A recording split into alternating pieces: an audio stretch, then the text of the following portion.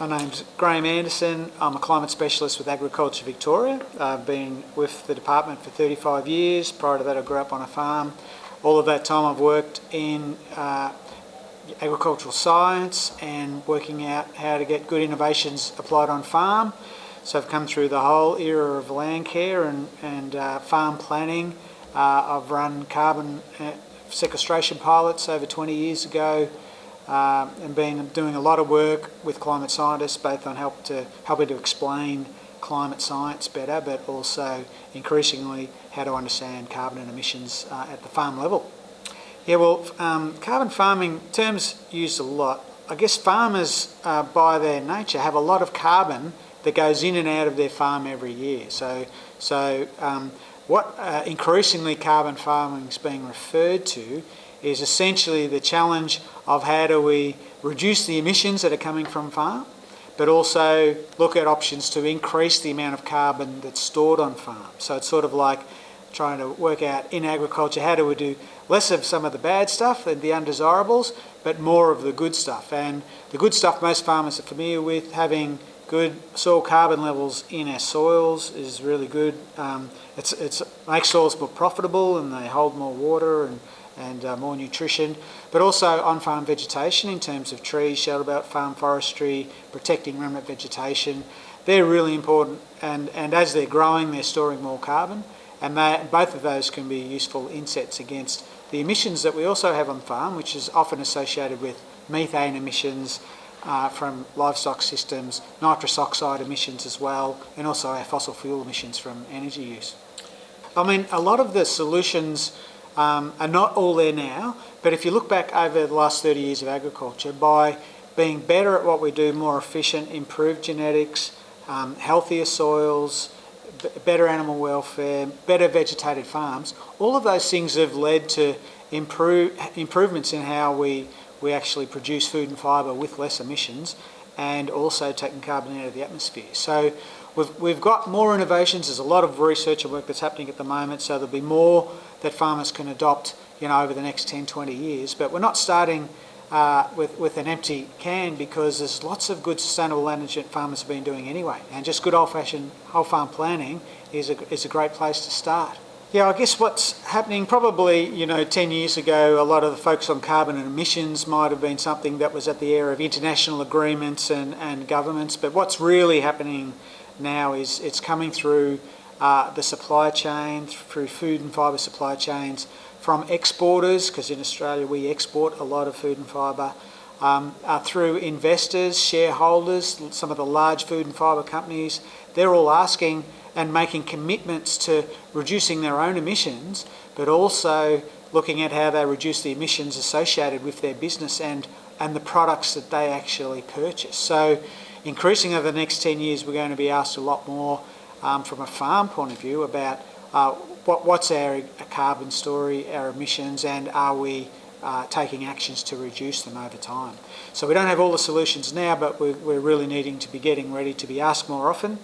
And think about it, if we do it well, Australia's got a lot of advantages. If we're efficient and productive producers, we can export low emissions food and fibre. There's a really growing demand and market for it. And for some situations, it's actually just going to be a market requirement. But at other situations, there'll be increased opportunities where we can provide the evidence that we've got low emissions food and fibre for others to take. The potential benefit to date is largely around having more productive and more efficient farms. So I think if you're applying improved genetics, if you're turning off animals quicker, if you've got higher reproduction rates, if you've got good healthy soils and pastures with good nutrition, if you've got good shelter on your farms from vegetation and things, they're all things that actually return good income. So part of the issue, a lot of farmers are asking questions about carbon credits, and what we'd probably say, if you do have carbon gains on your own farm, that a carbon credit might be where someone's asking you to sell that carbon gain to someone else to help them balance their emissions. We've got sort of a fact sheet there for farmers on questions to ask before you sell your carbon, whether it's in trees or soils, because some pretty important things just to understand what's required there. And a lot of farmers we speak to are pretty keen to increase the carbon in soils and trees, but also use that to inset against their own sort of emissions from their farm rather than sell it. So I think rather than sort of getting rich out of some carbon type scheme, that the real money is on who can produce low emissions food and fibre over the coming decades. And who can get there quickest will see most of the benefits. Farmers are just trying to grow food, have to adapt to the climate changes and seasons that we get, meet all of the sort of market specifications that are required, as well as how to work out how do we store more carbon and reduce emissions. So there's a lot there. The industry, RDCs have been really active. Governments have been very active both at international, national levels and local levels. So Victoria, for example, has got a $20 million investment in an agriculture pledge, and so we've got research happening on low emissions feed additives for livestock. We've got an on-farm emissions action plan pilot where we're working with 250 farms to actually understand the emissions and then look at what sort of actions we could take on farm to reduce those emissions. We're working with farmers there that are really active in their network, so what they learn from their own farm, they'll be sharing that with all their neighbours and industry colleagues and feeding that in, so that collectively between government and industry we're investing enough in the research so that we've got more solutions coming on stream every 5 years. So you sort of can't harvest what you haven't sown. Farmers know that. Well, it's the same for solutions for emissions. We've got a lot of innovation that's required in the coming years, so farmers in 10 years' time have more solutions they can grab off the shelf and adopt on farm. The main thing, we've got a booklet called Making Sense of Carbon Emissions on Farm, and we tend to talk about the 5 action areas. So there's energy, reducing fossil fuel use, and looking for opportunities for renewable energy. Basically, energy for a lot of farms isn't a big component of emissions, but often it's an increasing cost. So if you can find ways to do that cheaper using new energy innovations, then that's a good place to start. We've also got livestock efficiency. So there's a whole lot of stuff which is about improving genetics and efficiency of a livestock system, good food, good animal welfare. The quicker you turn animals off, the less time they're out there producing emissions. So that's a really important part of it. Good productive stuff, and we've seen that over years, that just making sure we're at the forefront of applying good practices, so we're growing more food. That's a key bit. Soils is a really key area, soil health and nutrition. There's a lot that can be done on soils to maintain the existing soil carbon, but also look at opportunities to improve it where we can. There's trees, so on-farm vegetation. What's a common thing we do see with farms, and some of them that are 50% of their emissions can be absorbed by the land care and vegetation emission that the trees are planted on their farms. What we sort of see there is that a lot of really productive farms might have 90% of the best part of their soils producing more, and then the less productive parts of their farm, they're saying we're quite happy for those waterways to be vegetated, have shelter belts, protect the remnant vegetation. And so overall they're producing more because you've got a better sheltered farm, better looking place to be. The other one's just around nutrition and how we improve nutrition and nitrogen management on farms. So the action areas, energy, livestock, soils, trees, and nitrogen nutrition.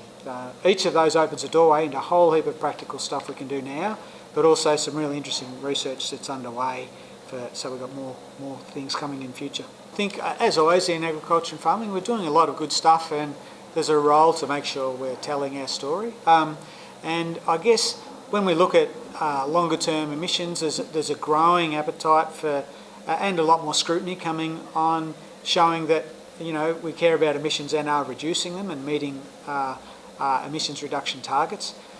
So agriculture's actually done a lot in farming. Over time we've done a lot to improve the carbon. You look at the whole land care movement and farm planning, the amount of how well managed most farms are now and the extra revegetation, and there's still more to do. But also the production improvements and the improved genetics. Every millimetre of rainfall can grow a bigger crop of grain. Or the genetics that are in our livestock side of things. There's so much more gains we can harvest there, because ultimately, if you're putting a litre of milk on the table, or you got a kilo of wool or kilo of protein, it's about all those things that reduces over time the emissions associated with how we make that product. And that's what the real opportunities in future, and I think for Australia, how we become leaders in low emissions food and fibre, we can do that. One other thing that's going to happen as the energy sector, moves from sort of being heavily fossil fuel based to being, close to 100% renewables over the coming decades. As that happens, agriculture's portion of the emissions will increase, and so from a Victorian point of view, agricultural emissions are already about 20% of the total emissions. As some of the other sectors reduce their emissions, if we're not reducing ours, we'll get a lot more scrutiny. So we've just got to be tracking along and doing that. I'd also probably say that from an agriculture point of view, it may be that 30% of our emissions can't be solved, but there's plenty of solutions there where we can at least get onto the other 70%.